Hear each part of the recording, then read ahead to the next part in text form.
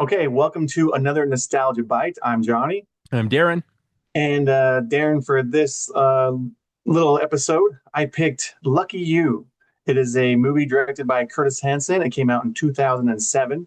It stars Eric Bana, Drew Barrymore, and it has Robert Duvall in there, and Robert Downey Jr. shows up. Obviously, you know me, you know I like poker. I like poker movies. And back during the poker boom with Chris Moneymaker winning the World Series of Poker, everything just exploded. And all these movies started coming out. We had movies like Shade and The Deal and The Grand, and you had like All In, and more recently you have like Molly's Game and Poker Face. Kind of love hate for me because Okay. I enjoy the poker element, but there's a lot of things they did in the movie that I don't think quite hit the mark. I don't believe the chemistry between Eric Bana and Drew Barrymore. I think they could have chemistry and they would look good on screen together, but just didn't come across that they liked each other.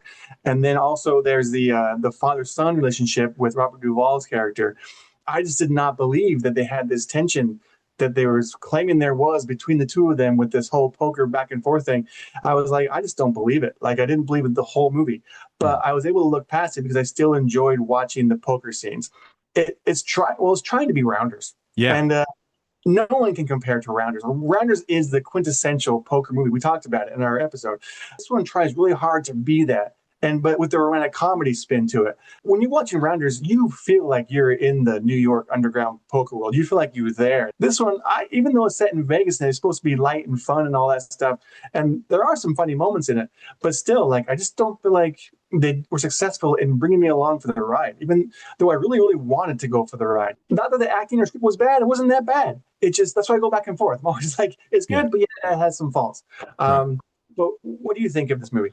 Well, when you mentioned the movie, I was like, I don't know what that is. And then I looked it up. I was like, oh, I think I've seen this. And then I read the plot and I was like, oh, I have seen this. And it's one of those movies where it just doesn't make an impression. Rounders makes an impression. Like that's an inside baseball movie. And I mean, Matt Damon's obviously very charismatic. And you've got John Malkovich, you got Ed Norton, you got people acting their asses off. And so there are specific moments of Rounders that I remember always. Like this one, I had to be reminded that it existed, right? I mean, but it's Curtis Hanson, right? I mean, Right. it's 10 years after LA Confidential. I think it's an outside looking in movie. It doesn't really make you feel it. And then on top of that, Eric Bana is one of those actors. I know he started with Chopper and then he moved into Black Hawk Down. He got the lead in the Hulk.